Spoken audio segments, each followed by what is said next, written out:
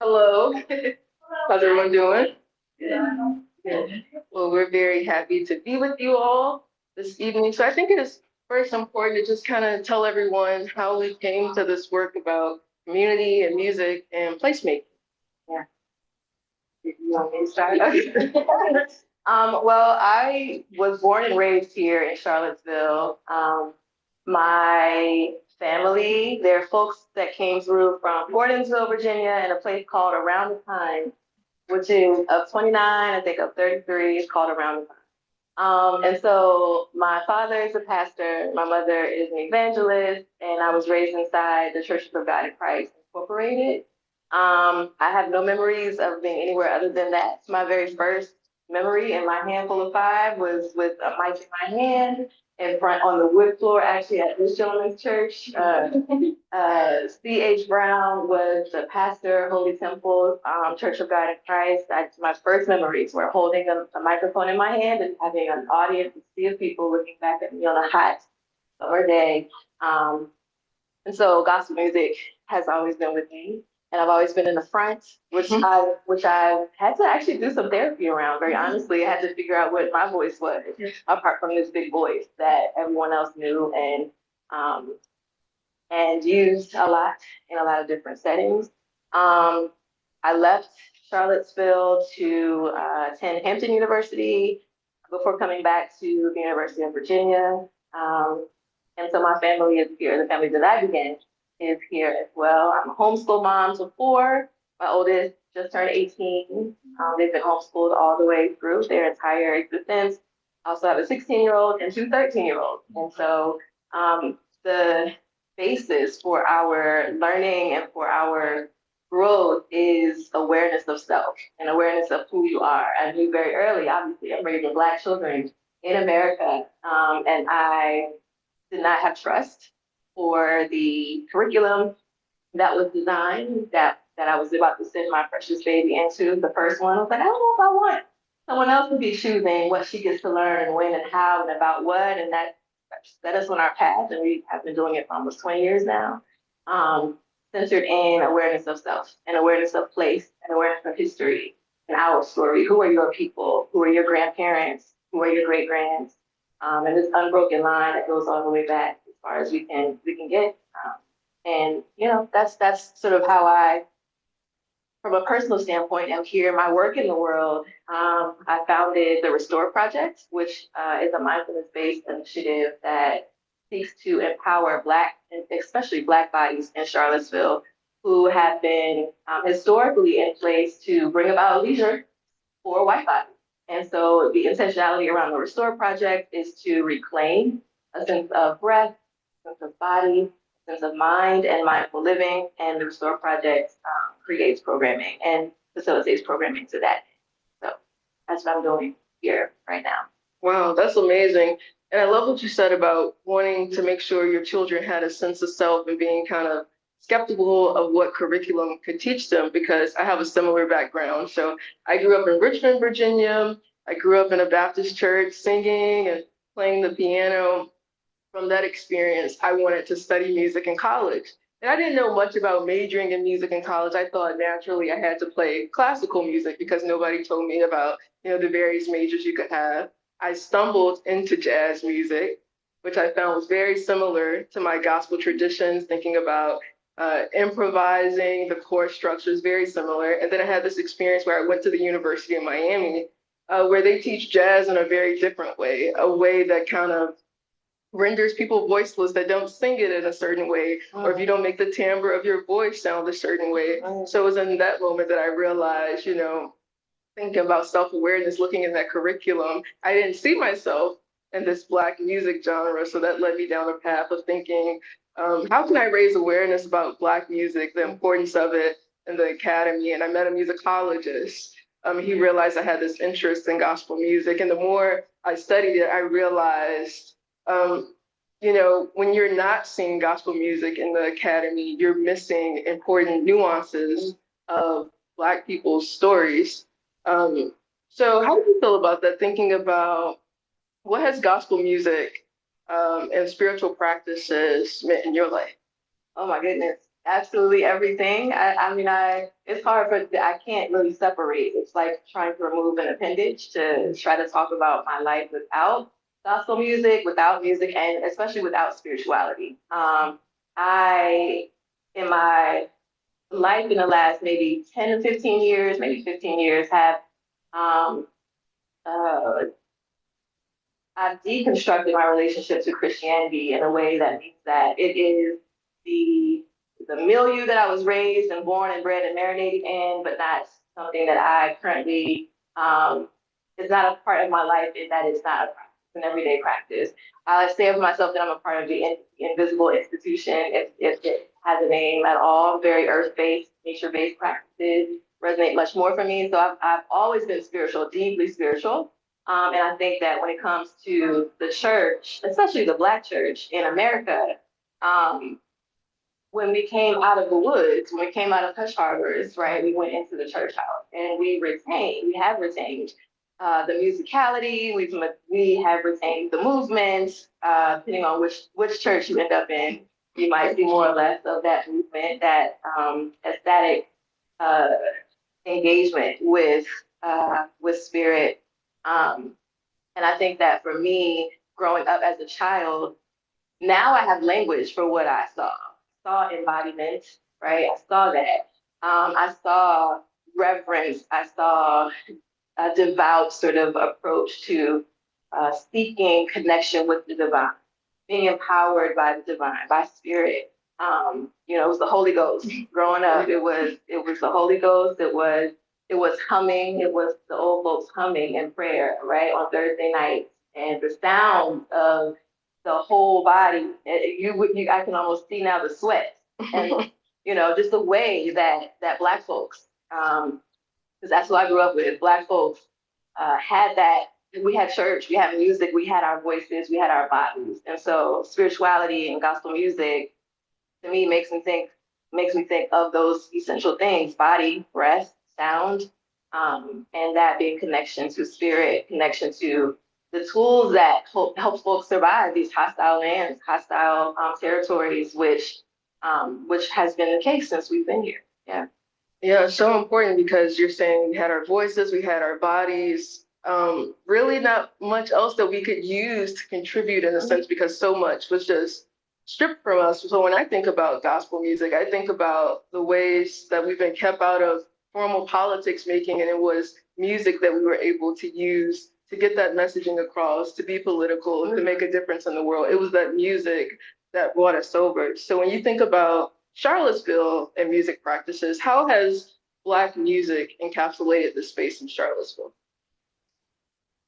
Wow. I mean, it's challenging to think about it in a more contemporary sense because I'm not sure where gospel music lives in a contemporary space in Charlottesville. But I can say from my upbringing, I remember like the citywide revivals. I remember the choirs that would come together to form one choir as a result of that.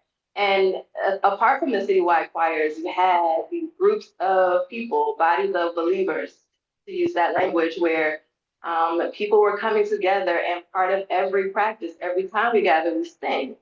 Every time we gather, there is something that happens when we raise our voices in this way, that grounds us, that unifies us. And so, if it is a church service or if it is before a march, I remember there was someone who was killed on Paoli Street when I was a child, and I remember my parents going to the march around that. And part of the march was singing, was making the sound with the body, and in that way transcending, calling out to something bigger than this earthly existence while still in this earthly existence. So there's a way of connecting to more realms than this one. And it's just been a staple. It's been a mainstay. I would think that's how I would characterize it. And I think I'm missing it now. I think that it's challenging to find places um, these days where there is a lot of gospel music, singing, people coming together. And, I just remember being younger and being able to pass churches and hearing the sound coming out of the church house. I don't know that I find that anymore. And that there are lots of layers to that. I think that has been a big transition away from church, but I think that there are people who very much resonate with the frequency, with the sound of gospel music, even if they don't align with maybe some of the lyrical content. I think that gospel has a specific sound and a specific vibration. And I think that is what we in Charlottesville and worldwide. I mean, not just in Charlottesville. I think that it's bigger than Charlottesville, but you asked me about Charlottesville in particular. Um, yeah, I think it's a unifier. I think it is uh, has been something that I have experienced as being transcendent, especially in times of great sorrow, but also in joy. There's always thinking, always, especially gospel, around the need to want to connect to something bigger. Yes. I want to talk about, so you mentioned like the change over time. So I've done a lot of study about like the 1970s to the present. And so when I talk to people that talked about those time periods, they mentioned the revivals, choirs coming together, different styles of music that was at different churches, whether that's, certain ministers of music that kind of changed the trajectory of a certain church in a certain area. So what would you say possibly contributed to maybe the decline of gospel music? Well, I don't think gospel music has declined, very honestly. I do think that the way that people engage with gospel music has shifted. I think that from a social standpoint, we are witnessing a more critically thinking group of folks. And I say that very carefully, very tenderly, because it isn't to say that folks prior to me, my elders were not critically thinking folks, but I think the question asking and the permission to ask questions and the audacity, as it were, to ask about, well, what is happening in this space, in this church space, and where they aren't meeting answers, there is a decline, there's attrition, I think, in the attendance of church services. And so gospel music isn't being experienced maybe in that same setting. But I do think that there's still people who are listening to gospel music, and obviously still people who are making gospel music. Yeah, that's what I would say to that. Yeah, I think about the role of the Black church today. So when we think about past times, historically, the Black church has been like the center of Black life, providing childcare, money when people are in need, any type of service that Black people couldn't get elsewhere. And, that music kind of resonated with that experience. And do you think music has possibly taken a different role today? So it's not connected to those same traditional principles of making a way out of no way when you're facing these difficult situations. Well, I think that what I witness in people is them still going to gospel music for trying to figure out a way to make a way out of no way, right? Like it has, again, I've already named, it has a particular frequency. So even people who are not attending church, not members of a church, I witness people going towards gospel still. And I do think that there are more and more people who are establishing religious practices that are their own. So they're taking bits and pieces from different traditions that resonate most with them.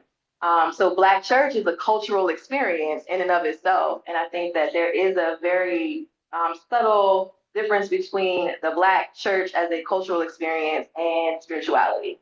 And so I think that many Black people, we're talking about Black folks in general, are getting to know and arrive at and settle into spiritual practices that may or may not mean that they're also attending a church setting, but it may mean that for them, it is necessary to have part of this practice be, I'm listening to the music of my mama, my grandmother, or some contemporary gospel artist that resonates with them, because again, there is a particular frequency to gospel music. You can feel it in your body. And so not just when I remember it used to be a point of contention when I was in the church, and you would hear people talking about how in a way that it was like contempt to go towards gospel. You only go to gospel when you need some help, but you don't never come to church, right?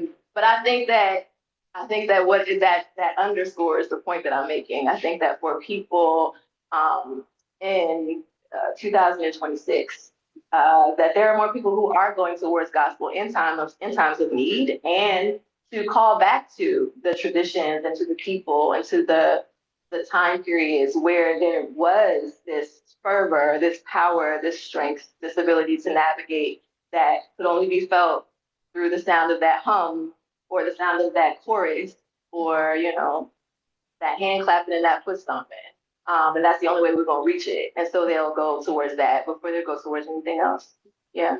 I think it's just so important to know because I've been messing around with this term called church spaces, where it's not necessarily, within the four walls of the church, but where people engage with those practices, that frequency, going in times of trouble, where people can resonate with those things, but not necessarily within the four walls. And I think there's many spaces where people can engage in those practices, but not necessarily having to fall within a certain religion or subscribing to Christianity in a certain way. Yeah. Let's talk about some of the issues that can sometimes happen in the Black church. Thinking of,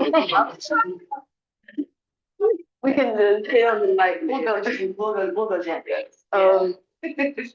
Something that's been coming up a lot in my research is just thinking about women in the church and how women have been the real movers and shakers, keeping the church running, but kept out of leadership positions, not being able to be pastors, not being able to run the church, or not being seen as qualified simply because they're women. Do you have a question? My thoughts in response to that are yes and amen and I say and I hope 100% that has been the experience. I not only witnessed it growing up in the church, but I also lived that. So I know all about that. And I think that it is interesting. It is interesting. When I think about women, it's hard to not think about womanist practice, which is such a huge part of my life and wholeness seeking. And there is this aspect of womanism that has a lot to do with an intuitive awareness of how present the ways of women have been since the time before time.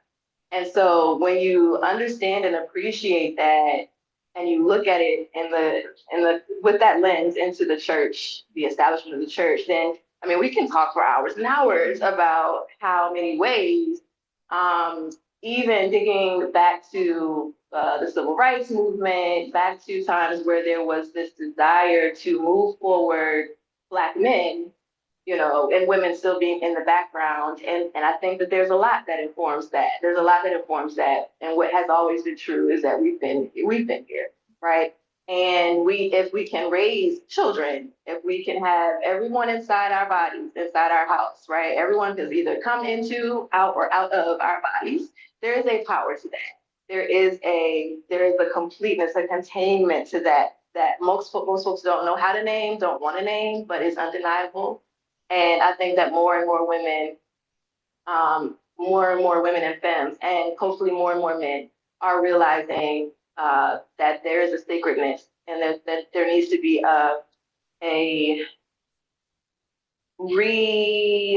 what is the word I'm looking for? Reclamation is not the word. Vindication might be the word, but a reestablishment of respect and reverence and power into the roles, the body, the thought of a woman as a teacher, a woman as a leader, because she's already doing it. But why can't it be named? Why can't it be named? So that there's much to untangle with the politics around that. So I'm like, what's the question? We can go so many different places with that. But yeah, so yes, and yeah. So thinking about, there's many churches in Charlottesville, and each church kind of has, or just historically, currently too, a theme surrounded by it that kind of, I don't want to say excludes people, but there's like an air that certain churches have. And it kind of relates in the way that people carry themselves, maybe the job, the class, the type of gospel music that they engage in. What's been your experience with that? Oh man, again, more and more layers to this. Because it's so hard for me to talk about it and to divorce it from the container that we're in. On this thing that we are calling America, in this thing we're calling America. And the establishment of whiteness, of masculineness, imperialist supremacy, and how that creates an atmosphere where you have, not all Black folks, but a lot of Black folks looking to be in proximity to what works, what is uplifted, what is seen as serious, what is seen as legitimate, what is seen as acceptable.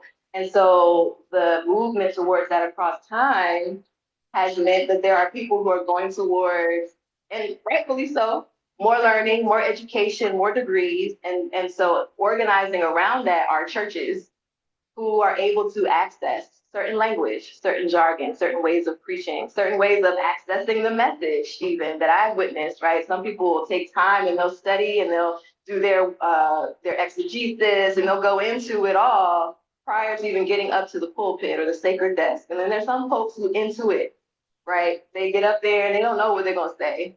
And they just get up there and they say what thus says the Lord, right?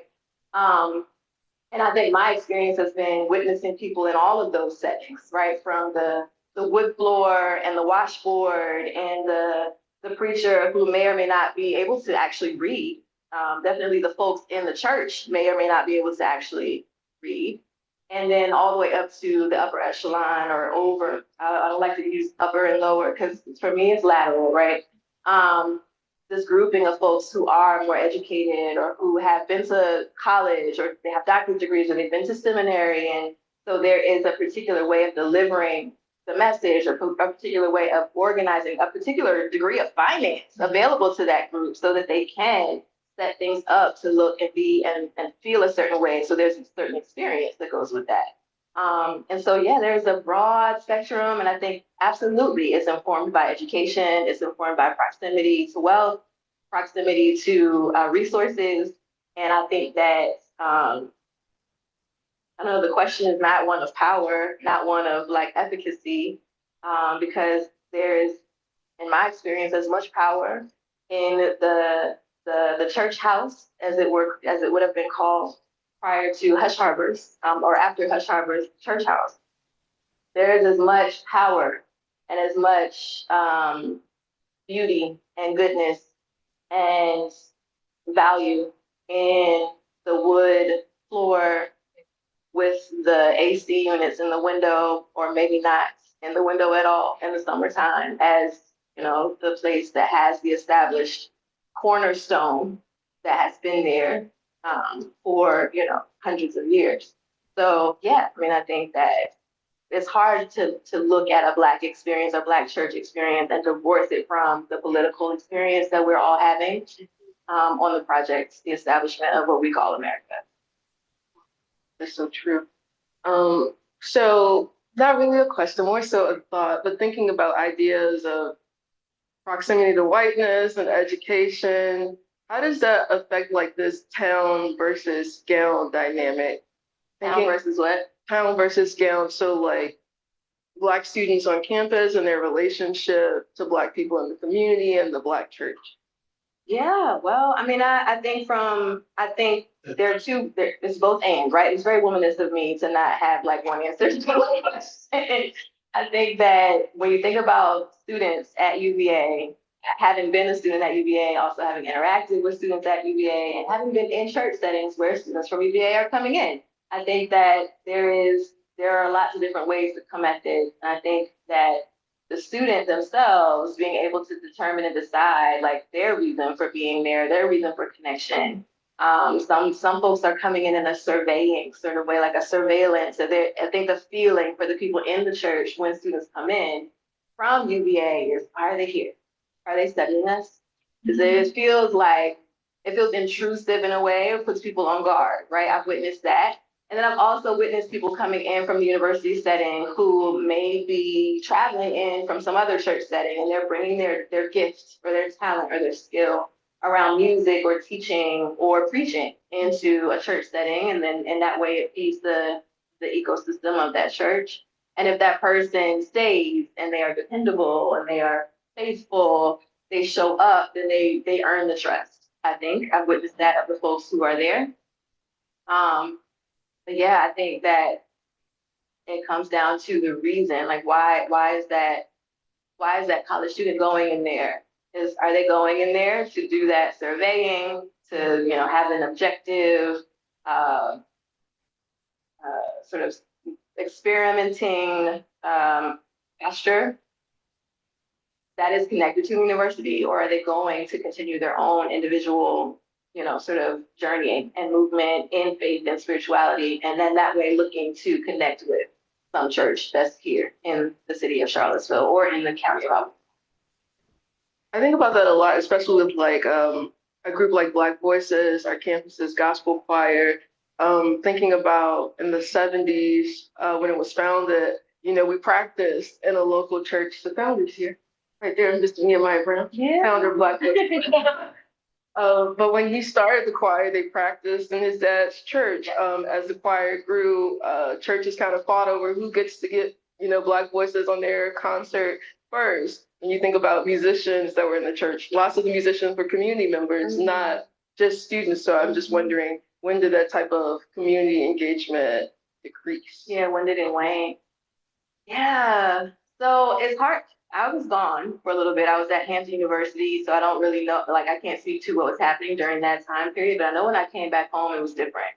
Um, and I know now it's different. It feels different to me. I don't know that there are as many people there's a lot of mistrust. There's a lot of confusion. There's a lot of church hurt, to use that term, that is more, I think in the church world, you hear that more, people talking about church hurt and why they won't go back into a church. And I think that impacts what we're talking about, people wanting to participate in a gospel choir or be in a church at all because of what they've experienced in childhood or young adulthood.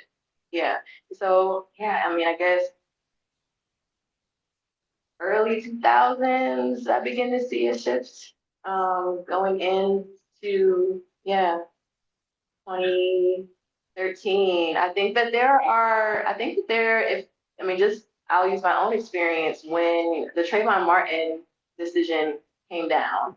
I was not a student, but I was a mom to a brand new set of twin boys and literally like months old. And I remember the visceral feeling in my body when I watched that decision come down and how I went into church. I went in to see, is somebody going to be talking about this? Is this going to, I need some help around this thing because it's aching. I don't know what to feel. And so all I knew to go towards was church. And I remember being incredibly disappointed at the fact that nobody said it. Nobody said anything. Nobody named it.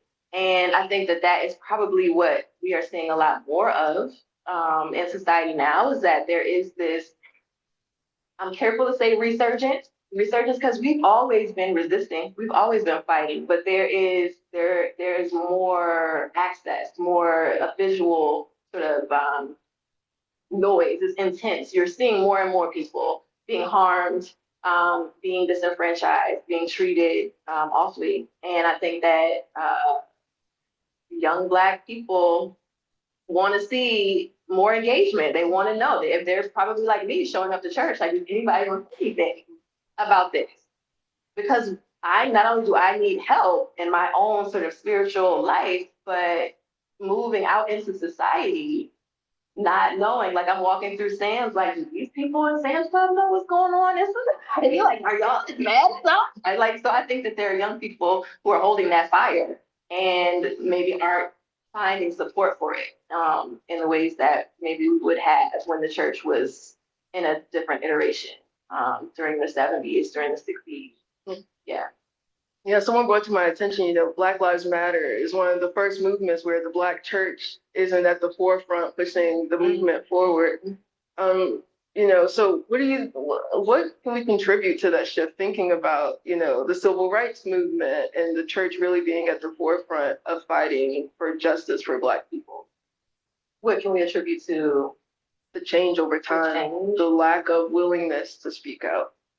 I don't know. Some part of me wonders if the folks who were marching and the folks who were being harmed and the folks who were deep in grief were tired and couldn't keep teaching, couldn't keep, not at critical mass in such a way that enabled us to stay collectivized. I think when I speak to my dad, who grew up in the 60s and 70s and talks to me about integration. I think he was in some of the first classes to go into Lane High School. He talks a lot about how when there was segregation, obviously that had a lot of harms with it, and there was a sense of community that couldn't be divided in the same way as post-integration.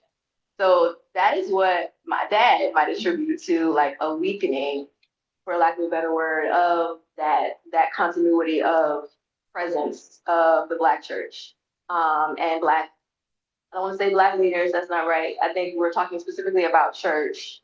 I think that during the time of integration and sort of this disbursement, kind of like a spreading out again of Black folks, and trying to get it right. We've been down for so long. Let's go get it, and we go get it, and then we've left each other in ways, and also found new ways to think about things. And so for many individual people, it's like, oh, the church does not fit inside what they are doing in their own individual spiritual practices, and so the church, begins to weaken. Um, Yeah, I definitely think the social justice movement and the resurgence of, people watching their peers and people who look like them be executed, and that proliferating through social media and shocking people. Um, there's this, the re-traumatization of it. I think it brings with it a freeze pattern. And again, if you can't go somewhere with that, if you don't feel safe to go into a clinical setting and you don't have a familiarity with a church setting that talks to you on a level that you can understand and supports your question asking and, legitimizes your fear and helps you to really be in your Black experience and not escaping your Black experience to be in the spirit world only. I think that those kinds of things are what I witnessed, what I personally experienced, and what I witnessed when it comes to transitioning, away from the church that we understood and knew like traditionally. Yeah. I think along with that, there's also been like a transition in the type of music that churches participate in. So you think about that music that you have to go to when you're going through these difficult situations. But now there's kind of like a veil of multiculturalism where we're kind of taking away our gospel music traditions for something else. Yeah. What is that something else and why? I remember when I was in church and, a praise and worship leader, someone who taught music and performed music, there was a moment where I began questioning the difference between the thing that was coming out at the time as being called CCM, or Christian contemporary music, and gospel music, right? And it was, for me, I was very curious. I was observing the ways that each one of these went forward, right? Gospel music sounds and feels one way. CCM sounds and feels one way. The lyrical content sounds and feels one way. The lyrical content sounds. Why is this so? And for me, it went back to experience, right? Like being able to relate to the imagination of God as needing and salvation and desperation, and that repetition, that call and response, the gospel experience being very different from a CCM experience, which just felt vibrationally lighter. It didn't feel as heavy. It felt, very much like love and adoration and, making love. That's what it felt like, but not in a deep soulful Aretha Franklin kind of making love way, but like a light, just lighter. And so I think that the experience of gospel music shifting is that I think that, and I don't want to speak for all of Blackness, can't do that. I'm speaking for me and the folks I've witnessed. I think that there are lots of folks who have found new genres of music that speak to that carry that heavy vibration of pain and turmoil and darkness and desire to like get something up off you. So they're finding other ways. And that's not new, but I think that more people are finding that. And also resonance with CCM and all kinds of things, right? When it comes to, if we're talking specifically about gospel music and music that is found inside spirituality. I think there's also like chanting that people are finding. artists like Londrell and Tony Jones, I think her name is, people that make music around affirmations. And so that is specific to a more contemplative lifestyle. So there's lots of things that people are finding outside of what may have been more widely available when my parents and grandparents were listening to music, and me too. Yeah. But I think about like the types of music and what those shifts kind of present. So when we think about like the gospel choir versus the praise team, Yeah. you know, the choir is meant for anyone who has a voice, That's anyone right. who wants to join. It's a community building opportunity. Yeah. Then when you see some churches, you know, they have professional singers, they're all singing on microphones, you have to audition to participate. Yeah. So just trying to. It creates distance. Yeah.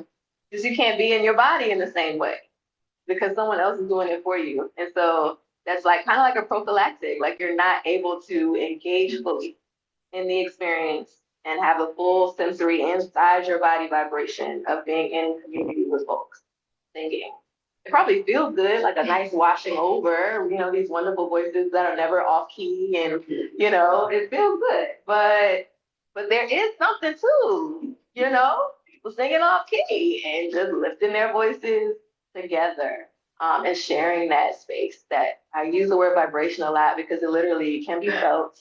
It shifts the atmosphere, like the atmosphere changes, the body changes. We respond to each other and we respond to the sound we're making inside ourselves. So when we outsource that, then there's a separation that's created for sure. Yeah, and I think, you know, church is a practice that we participate in to get closer to God, to go and to witness this music. But when we think about having professional singers on a microphone, it becomes less of a practice and more of a performance. Right. And it's like, what do, you know, the congregants get from that type of music when it's not inclusive? It's not, I can sing along, I can join in. Absolutely. So what do we hope for the future of Black music in Charlottesville? Oh my gosh, in Charlottesville. Oh, Carlehr knows this is a real struggle. I mean, I'll go ahead and say I try to bring my children into a choir setting with Carlehr.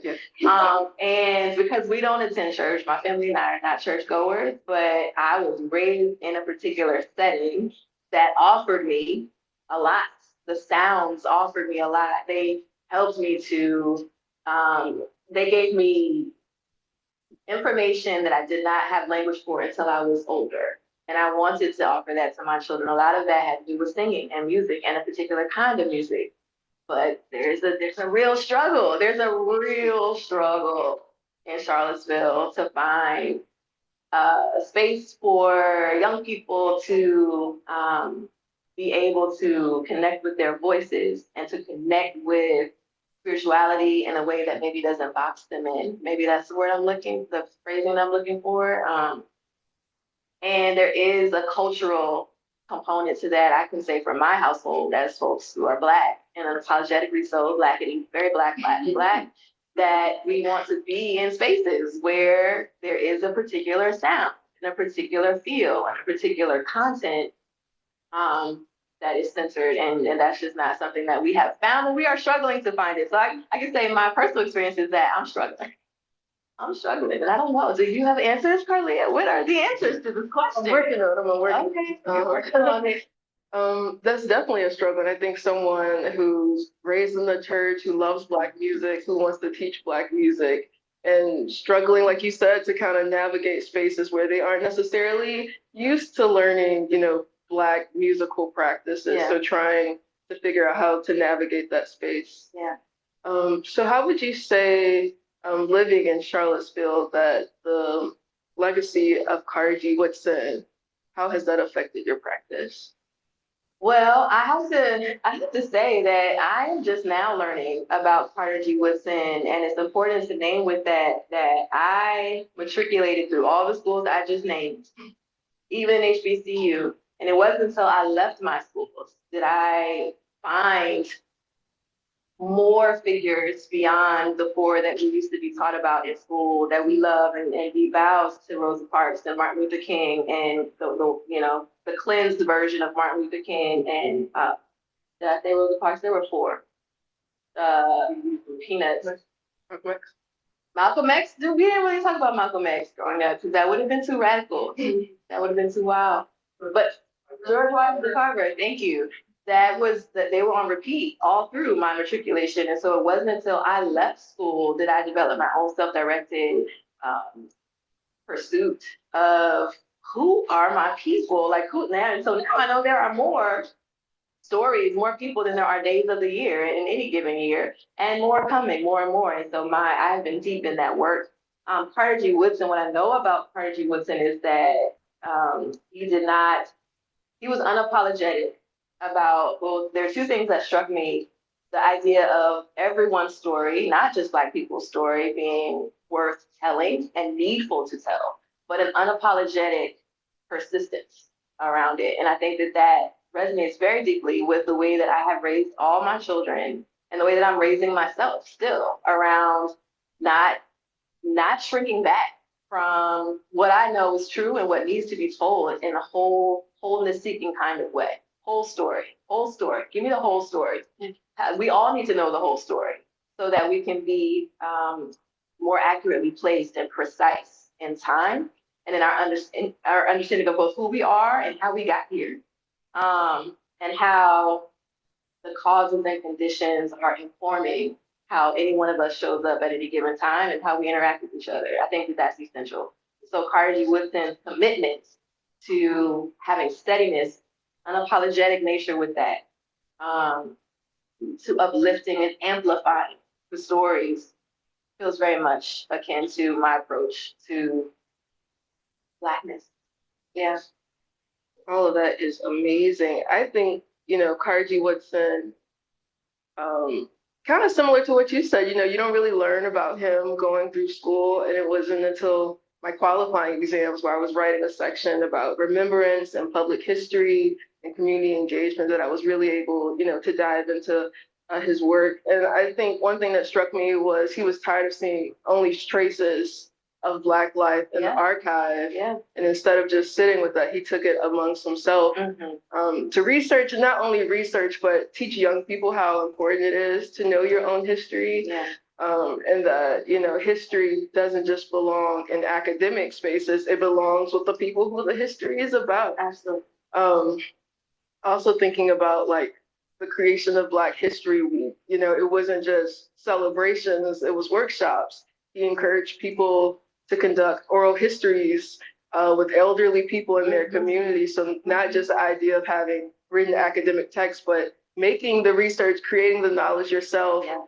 History isn't just about famous people or people who have contributed in a large way. Technically, we're all contributing, and it wasn't just about, a higher person. It was about capturing the history of everyone and knowing that you have that ability to also capture history. Absolutely. So that's how he's impacted my work. So coming to our conclusion, any final thoughts about placemaking in Charlottesville and gospel music? Oh wow. I don't know. For me, it comes back to the simplest, most elemental aspects of all of our existence, which is for me, it is earth, air, water, and fire. When I think about Charlottesville, I think about the places that I gather people. It's usually somewhere outside. And whenever I'm guiding contemplative practices, even if I'm in a building, it always begins with sound. It always begins with breath. I may sing something that was sang when I was a little girl with my parents and my grandparents down by the water for baptism, right? I bring that into the spaces that I occupy because I believe that there is power in those frequencies and in that word. And so I would say that my hope for us, and this is informed by the nonprofit that I that I founded. I want us to restore a sense of wholeness and presence in the body, and not just you know that detachment that happens after many generations of being forced to be mechanized for other people's leisure. Come back and feel safe inside our own bodies and seeing ourselves and finding rest there and finding presence and the ability to stay with ourselves and with each other, and to take care of trees, grass, land, and to be stewards in ways that that support our continuity as a whole people. I hope that for Charlottesville, and I hope that for the world. And I think, yes, now gospel music in particular, sound is a part of that because it helps to connect us. It helps to elevate us. It helps us to bring us into our bodies because of the vibration of sound. Yeah, coming through the body.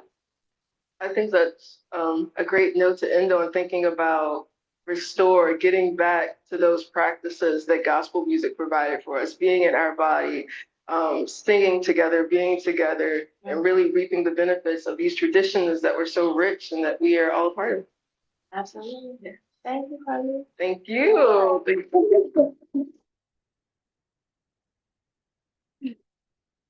you. Does anyone have any questions? You spoke about church. And my question is, are you looking at as a religious tradition or a spiritual experience? Well, I've mentioned that to me there's a difference. I think that they can be mutually exclusive, and I also think that they go together. I think that for some people there is a church experience, which in the context that we're talking about, a Black church experience, which is often what we see in parody, unfortunately, and depicted on the big screen. People are making fun of this common thing that we know, which is the Black church. And then I think there's a spiritual experience, which can very much and does exist inside the Black church and also can be found in other settings as well. So yes, both. Because, as you said, that having that aspect. I look at it for myself. I live in a little distance. Mm-hmm. I started Black Voices when I was very Black. Mm-hmm. And what's called Black Voices is on purpose. Yeah. The thing that I found is that although the quote unquote experience here is changing so far, somewhat, but the expansion of gospel music has hit the world from China Everywhere. to Yeah. Japan, the whole thing, and they're looking for that experience. They don't care about the person. Right. No. They don't care about it because it doesn't have the soul to it. Mm-hmm. And so a lot of people, gravitate to that. I work with Clark in Geneva, and there are 40 people from all over the world. And then I work with another choir that's straight up in Italian. And it's the same thing. A lot of people were leaving the church. So when I started playing for church here, a lot of people were leaving the church because in the 60s, church wasn't relevant and the music didn't pop. Mm-hmm. And so their kids were leaving the church because it wasn't something to look for. Yeah. The Catholic Church was doing the same thing until Pope John Paul said it's okay to have a gospel choir. And then it changed everything completely. Mm-hmm. So I see that now it's more people going for the spiritual. Yeah. They're reading the Bible more as opposed to having the priest or the preacher warm them up and something. And then line them up and you got to go from that line up till the end of the week. But now it seems to be more personal. And it's strangely enough, I think that more people go into church now than there. That's just my opinion. From California, school in California, Virginia, Massachusetts, then there are people going to church, but they go to church for the spirituality. Because even if you look at Kanye West, Sunday morning, the Sunday morning experience was real. There's something about the coming together of bodies and the mega movement of bodies together that was really a different thing. So now you have a choir, other things. Yeah. People want that experience because I think what happened with Black people, they lit the world. They literally lit the world with this expression that everybody's trying to recreate, and everybody's trying to get near it. My friend shared that Richard Smalley died she's sending a message from Korea. Can you find somebody else like that? Mm. Maybe the sheet music that goes along with that. Because they want to sing, they want to sing that. They want to understand that vibe, Yeah. that grit. And it's different when you go to England. And it's different when you come here. Here, it's like unabashed, not apologetic. You know, the dancing, the spirit. You know, because I think you came from Oh, yeah. similar where You know, I I did. came from. It's the church, you gotta get your shower. Yeah. Okay, and people are moving towards it. Yeah. Because they know there is something completely different. And you see, even with what is the choir experiences where the huge white choirs, you know, they get in their Bible because there's something that people discovered because Black people haven't even lose in slavery. They're not lose. You know, when Richmond, but the Richard Allen, you know, when he came to church and they said, stop, okay, we're done with you coming in and praying because when you put Black people in the balcony and they sing, what did they do? They cover everything. That was dumb. That was dumb. So they couldn't come down on the floor with everyone else. So all of a sudden, and they were forced to be themselves. And I think what's happening now is we are forced more and more to be ourselves without apologetics. And if you want to get your shot and wave your hand and all of that, go for it. Because I think that is truly because we discovered a liberty that didn't exist before. And so since I played Catholic Church and Baptist Church, synagogues, everybody's looking for that. And my feeling, I think I shared with Shelley, that I felt that what was happening in the States, we were throwing a baby out for that. We were doing all of the praise and worship, CCM that you're talking about, which was a moniker for like, Right. Oh. and like, and not Yeah. like. Yeah. Okay, so in my experience, I was wondering what. And so the people there didn't know anything. But the thing that I'm saying is that there is something about the music that sets everybody on fire. And you can take it to Germany, you can take it anywhere, and it's all the same because people are going deeper. And I think with the Black church, we're not going to church for a shout, but we read in the Bible. We know about that Jesus in the Bible. And I think more people are reading now. And they're asking the hard questions. And I real quick, you said they're asking the hard questions. It's like, why didn't you talk about it? When I heard about Trump. I'm gonna interrupt just to make sure that we have time. I'm sorry, this is very, I see the connections. I just want to make sure that you have a range of questions. Yeah. So you have your hand. My question is actually on what you were saying. You started by saying you started in church, right? And I can relate with that. I started in church, but then just like you, I find myself out, right? But for me, I go back. So there's that tension. Background means because they don't think me to play music in church, and I didn't money. So my question is, how have you touched on it, but how do you navigate Black music and Christianity, right? Because like you said, the sound, the vibration always connects you back to it. Not necessarily in the church speaking, but there's always some sort of connection. So how do you negotiate Black music, Black gospel music, Christianity, and Blackness? Because you touch on nature and my church, you're not talking about environmental. Yeah. So how do you negotiate these things? It's the Africanity of it all for me. When we talk about Black church and Black spirituality, that is a retention of African tradition, the movement of the body, the presence of the spirit, the presence of the drum, the presence of the voices. That is a through line. When you think about Black music, to your question, is African. It is diasporic spreading. It is if you're listening to rumba, if you're listening to merengue, if you're listening to gospel, I mean, I keep going to the washboards and the hand clapping and foot stomping on the wood floors. That is all the same. It's just different in different containers, but the spirit that you feel when you are dancing, when you are singing, when you are clapping your hands, when you have the hand drum or the drum kits, you have the shakers, the shakerette, any of that. That is all to me.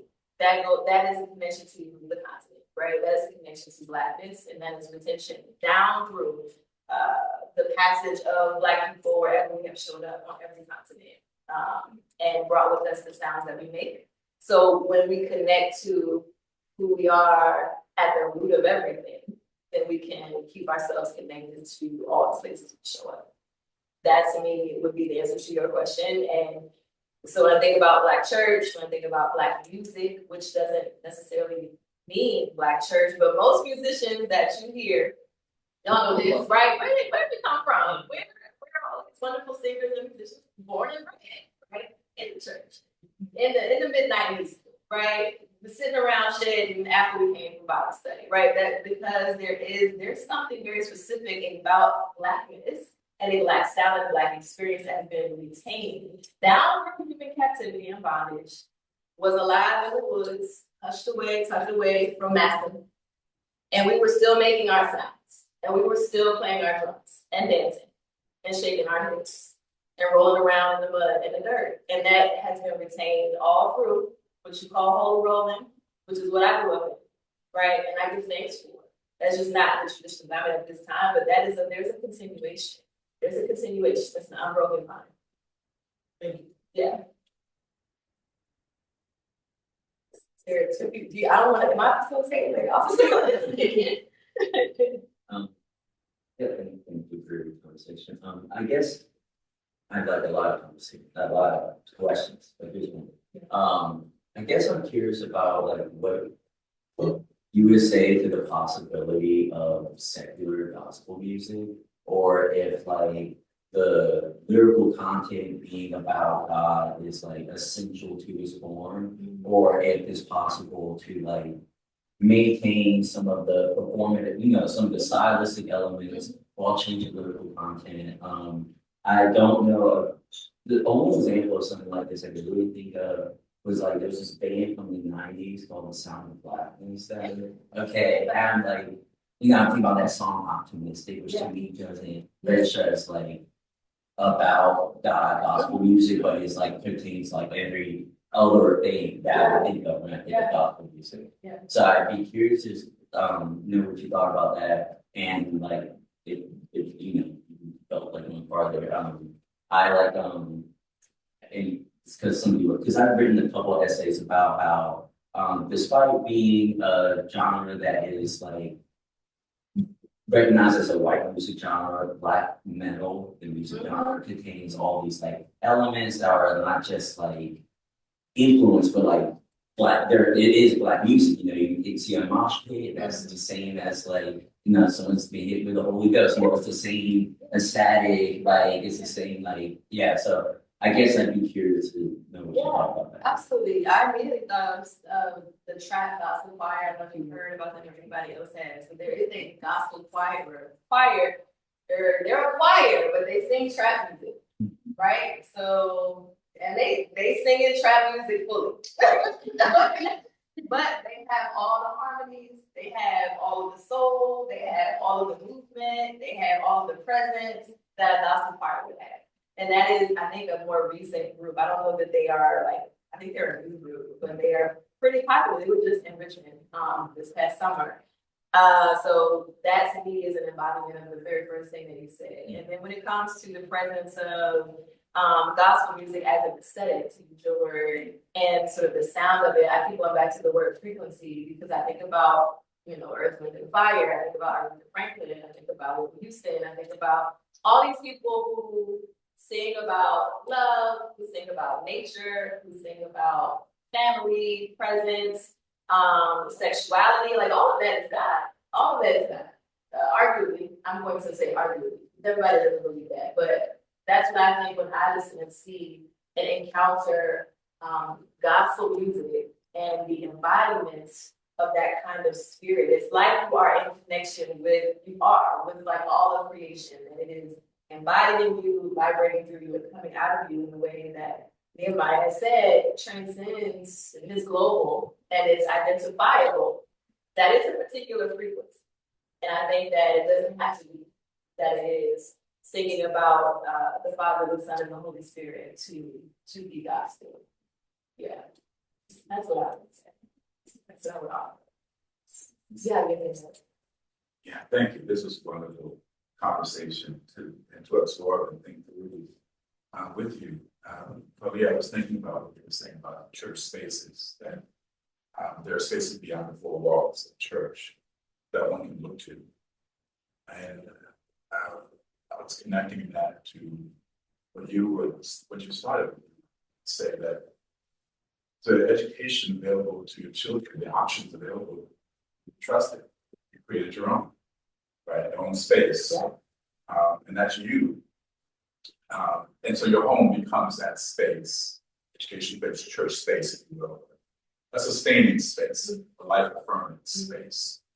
And I was connecting it to Woodson, that this is Woodson. He said, in these universities, went to Harvard, but that's not a space. I create my own education apparatus with the Sala, and journals and publishing houses, and the textbooks, and the educators who are all creating their own spaces. And then coming to Charlottesville, that where are the spaces, where are the churches? I guess the answer is that no. The spaces are what we create as people. And as we move in and out of this area and within these forwards, we create that space. And so we're the variable of creating those spaces wherever we may be. And that can appear within four walls, and like it's that type of space.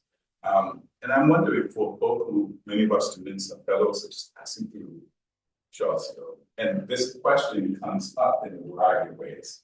What are the spaces in which we can be unapologetically Black, be fully comfortable, right? Okay, what's in it? But like out in Charlottesville.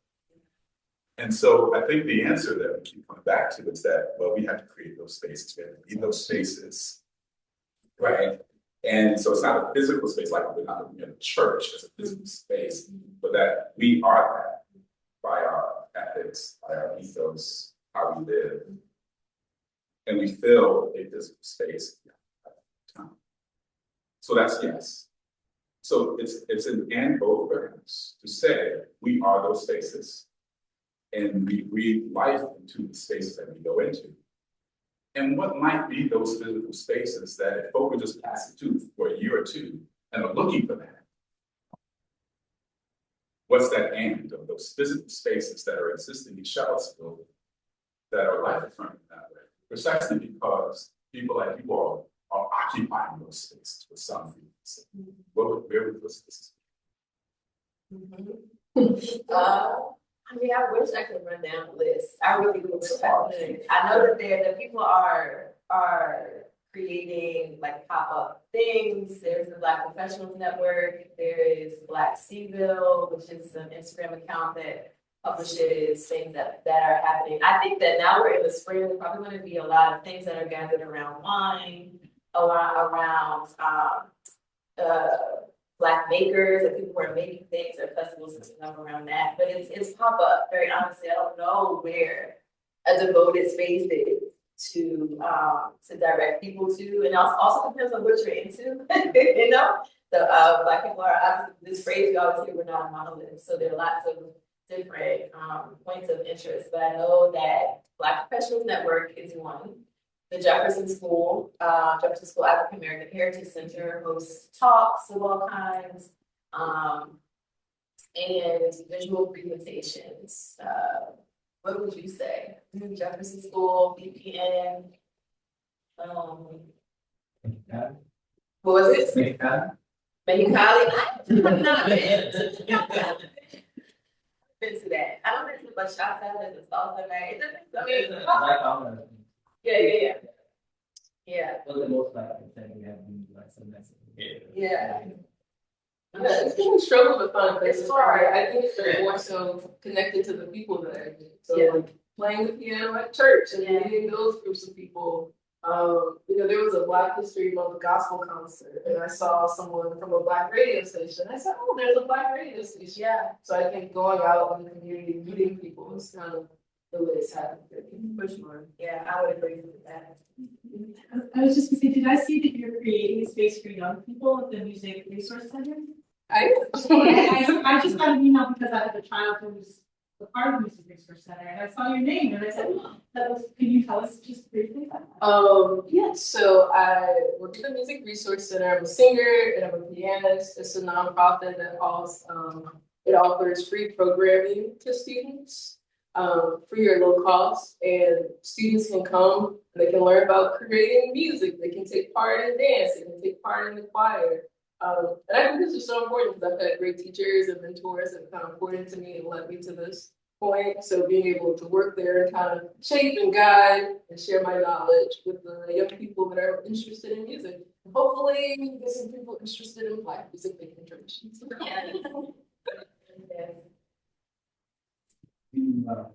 thing I want to mention is that because I grew up in the 70s, when the Black Voices were established, the UVA student that was coming to Charlottesville during that time was often traumatized by the experience. Virginia was, I'll try to be brief, Virginia was doing this, in my opinion, pick up a club with the finest.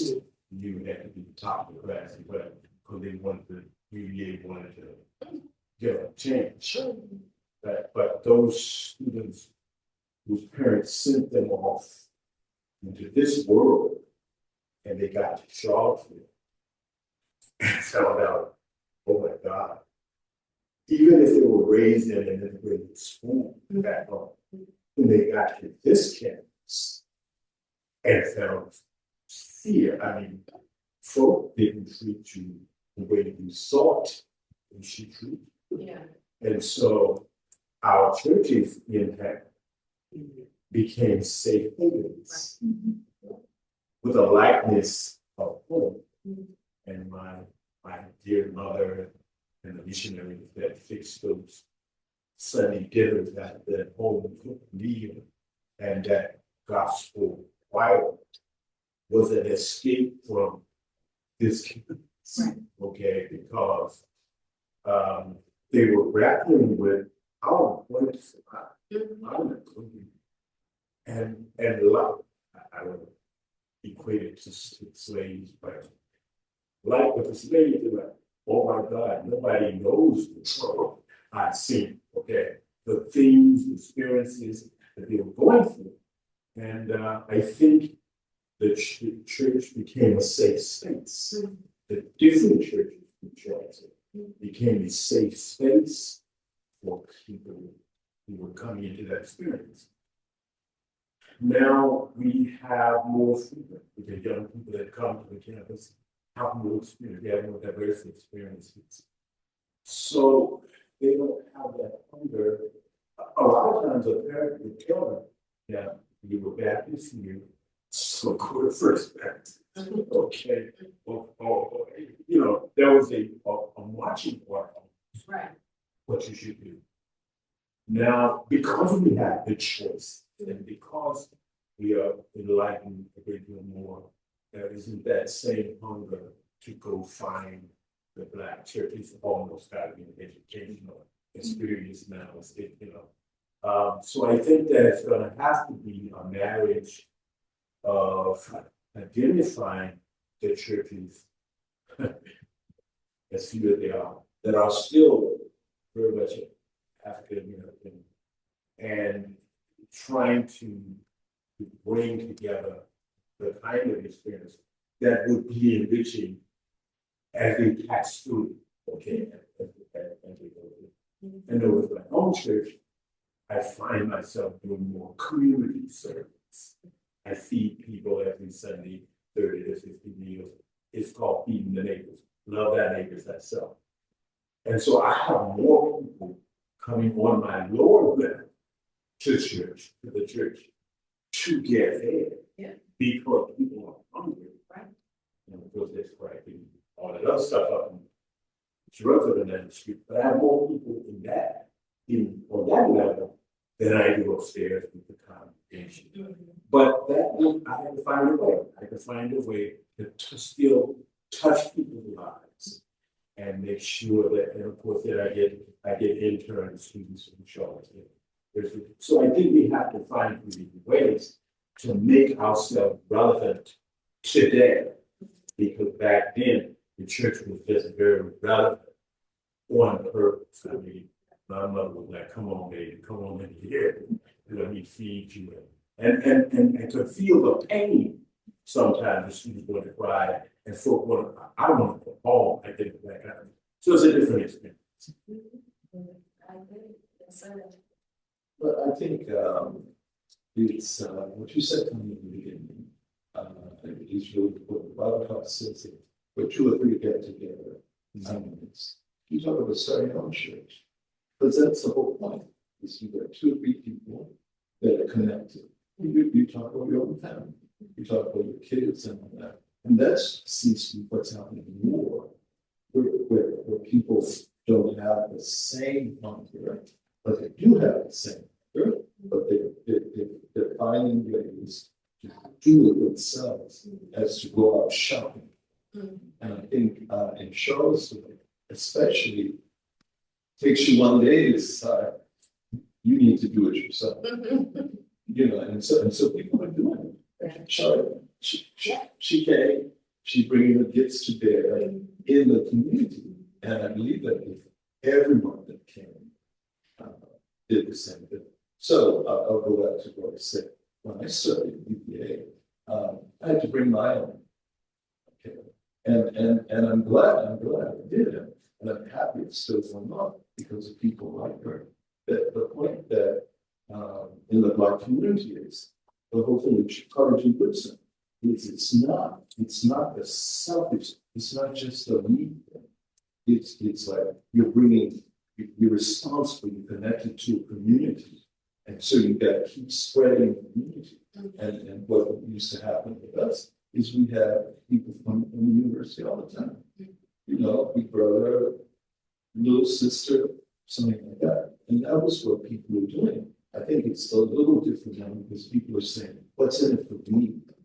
But the Black community teaches that if we don't care for that, there'll be nothing like it. I also think the pandemic I don't know why I didn't name that when you asked like what happened. I think the pandemic really like stunted a lot of things for a lot of people, and I think we're still feeling the fallout of that. But I do think that I think that humans are learning how to be together again, not in a lot of ways. I think that that's a big part of it. Yeah. Thank you both so much. I have like so many thoughts, things I will be asking each of you separately in conversation. The question earlier about the possibility of secular gospel had me thinking, of course, about D'Angelo, who we lost at the end of, I think at the end of last year, unless those are, end of last year. And I was thinking about him a lot as you were talking. One of the, I like this phrase of, maybe we can think of D'Angelo as like profane gospel music, because I'm not even sure that it's secular for him, because there is the presence of so much spirit, but it is also not sacred in the sense that it's not sacred. Yeah. But I think that both for D'Angelo and something that resonates in how you talked about your practice is the like as you talk about deconstructing Christianity, it also seems like there's been the part of that process has been enriching your spiritual life with like a range of diasporic African descended spiritual traditions, which Christianity is one, but there are others. And that seems like something that informed the process of voodoo for this church kid. So I think I just wanted to hear your thoughts on like how you brought in other spiritual practices. And for Carlehr, I was thinking about how you, especially as you were talking about this kind of towning down distinction for a lot of Black students in Charlottesville, you are from Richmond, which I would say is the same region, but very much a different area. So there are some connections in the histories, but they're distinct. And I wonder how that has informed how you've approached engagement with the town of Charlottesville, even as a student.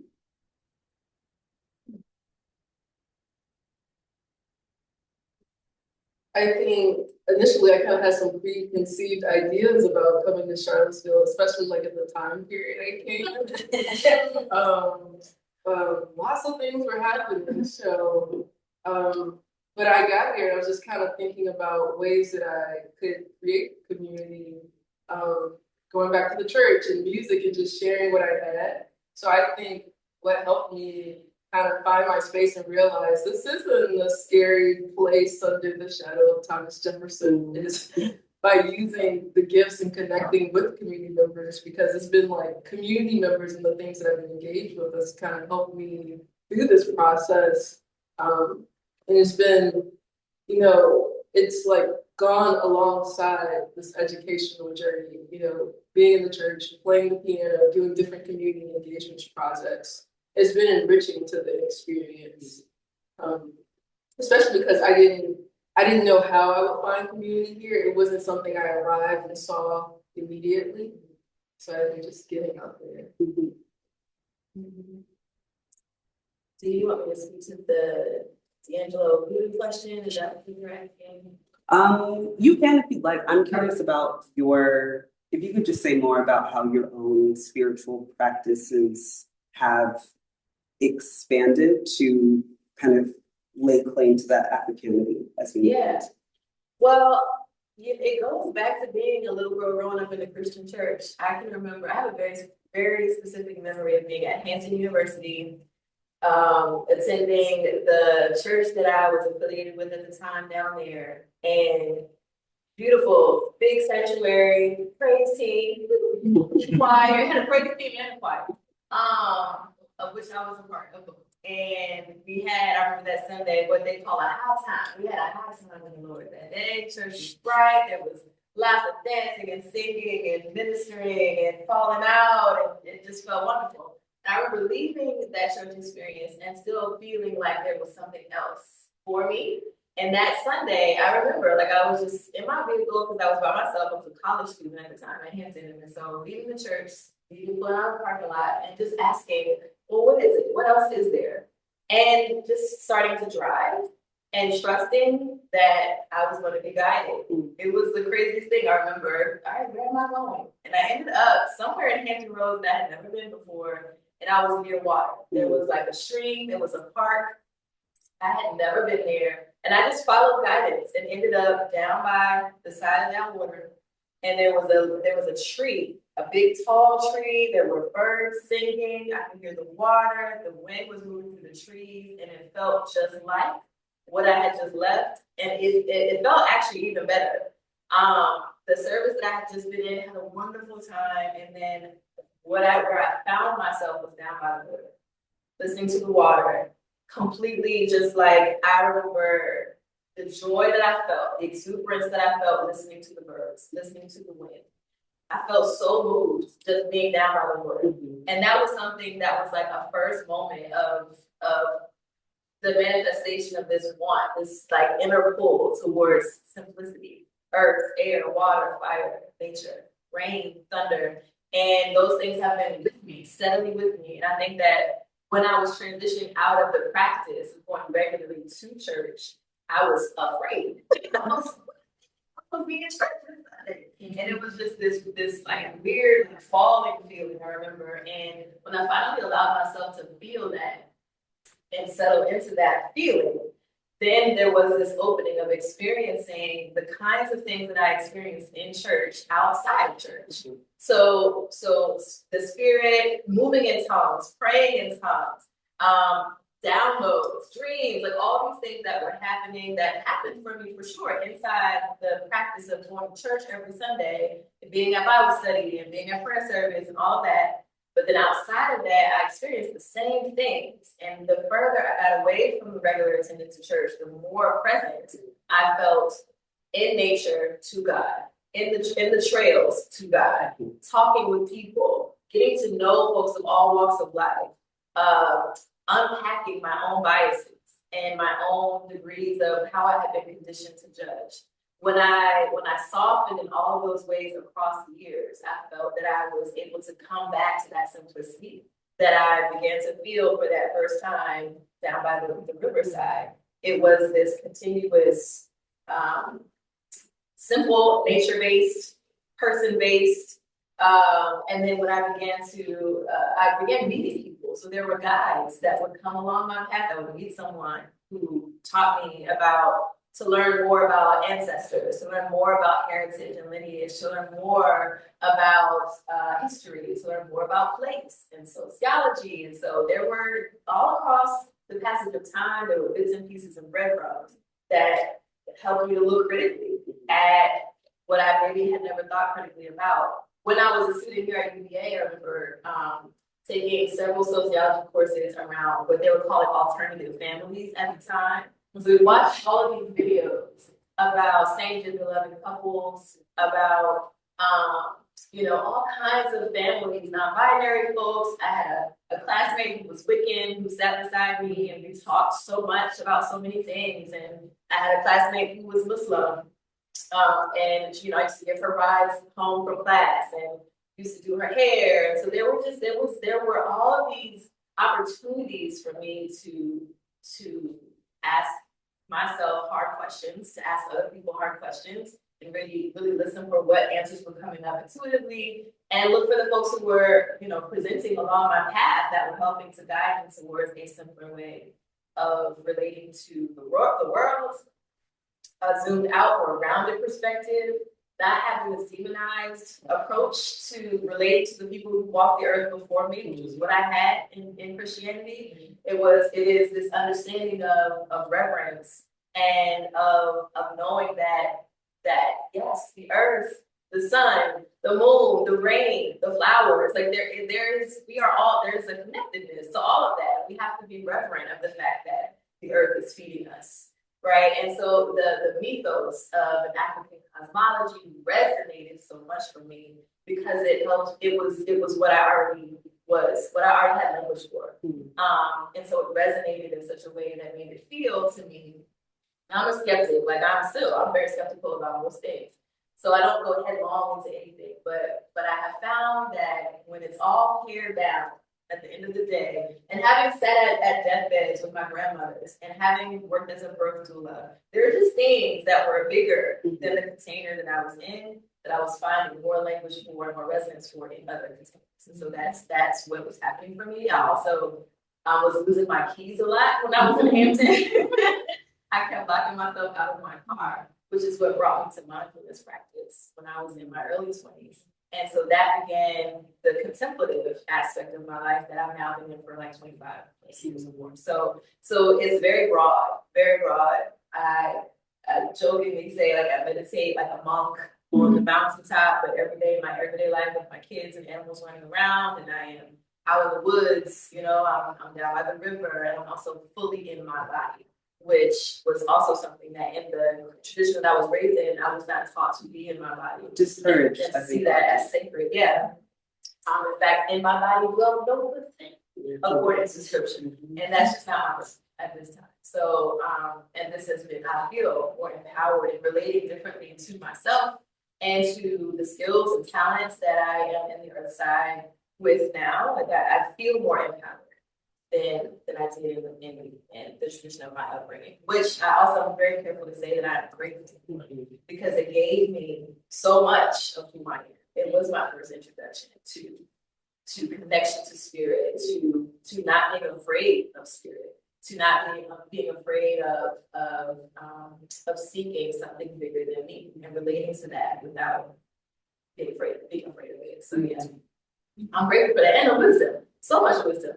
So much wisdom in the teachings that I was brought up in and the people that I was surrounded by, my elders. So I'm grateful for that. Thank you. Yes, thank you. I really did now. Are there any more questions in the space? We can close here.